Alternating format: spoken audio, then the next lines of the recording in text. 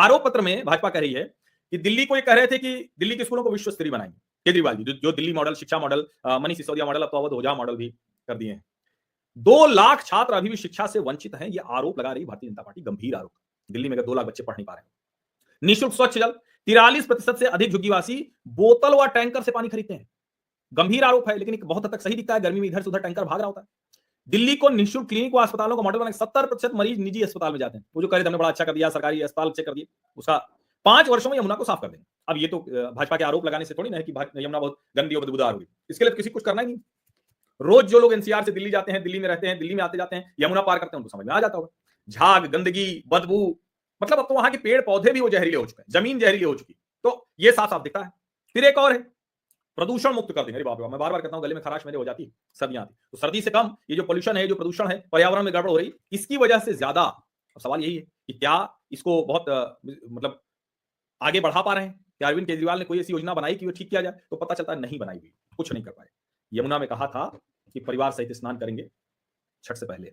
छठ आई, चली गई, जाने कितने श्रद्धालु माता बहनें उसमें नहाई, बीमार भी हुई होंगी, जाने क्या क्या हुआ। दिल्ली भाजपा के अध्यक्ष वीरेंद्र सचदेवा उसमें नहाए थे, बीमार पड़ गए थे।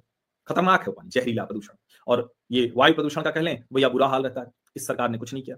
हाँ, ये जरूर है कि नितिन गडकरी जी ने इधर से EP, WP, western peripheral expressway, eastern peripheral expressway, airport जाने वाली सड़क पे जो जाम लगता था, वो सब ठीक किया। ट्रकें बाहर निकलती हैं तो कुछ ठीक हुआ, इस वजह से बहुत कुछ ठीक हुआ। लेकिन दिल्ली सरकार क्या कर रही, वो समझ में नहीं आया अभी तक। तो फिर भी मनीष सिसोदिया, राघव चड्ढा, सौरभ भारद्वाज, ये सब कम से कम वो जो सुबह सुबह पानी छिड़काव वाली मशीन चलती थी, उसके आगे आगे चल के फोटो खिंचाते थे, अब तो वो भी सब करना बंद कर दिया। दिल्ली को भ्रष्टाचार मुक्त बनाएंगे। अब देखिए, ये तो तथ्य है ना भाई। ये आपने कहा था भ्रष्टाचार मुक्त बनाएंगे, हुआ क्या? सीएम, डिप्टी सीएम, 5 मंत्री, 1 सांसद और 10 विधायक जेल गए। बाप रे बाप, 70 की कुल विधानसभा है। मुख्यमंत्री, उप मुख्यमंत्री, 5 मंत्री, 1 सांसद और 10 विधायक ये जेल गए। अब ये भ्रष्टाचार मुक्त बनाने का तरीका है तो गजब ही है। अब आगे और उन्होंने बताया है, उसी से जुड़ा है वो, हालांकि जैसे भ्रष्टाचार में सबसे अधिक मंत्रियों के जेल जाने वाला राज्य, अब आंकड़ा है। टैंकर माफिया, देश में सबसे महंगा पानी। स्कूल ड्रॉप आउट, 9वीं और 11वीं कक्षा में सबसे अधिक फेल होने वाले छात्रों का राज्य। अब अभी वो आया है आज ही कि वो जो नो डिटेंशन पॉलिसी थी वो हटा दिया है। तो केंद्रीय विद्यालय के बच्चे अगर फेल होंगे 5वीं 8वीं में तो वो आगे नहीं जाएंगे, जाना भी नहीं चाहिए। भैया आप उनको मजबूर कीजिए नहीं। क्या बात हुआ कि हार गए तो ये कर लेंगे, वो कर लेंगे, निराश हो जाएंगे? अरे भाई, हार गए तो जीतने का जज्बा पैदा कीजिए ना। अब देखिए, जल प्रदूषण, दिल्ली में देश की सबसे प्रदूषित नदी यमुना, पूरा जो उसका है, उसका बहुत छोटा हिस्सा दिल्ली में है, लेकिन जितना है सर्वाधिक प्रदूषित है, ये समझ लीजिए।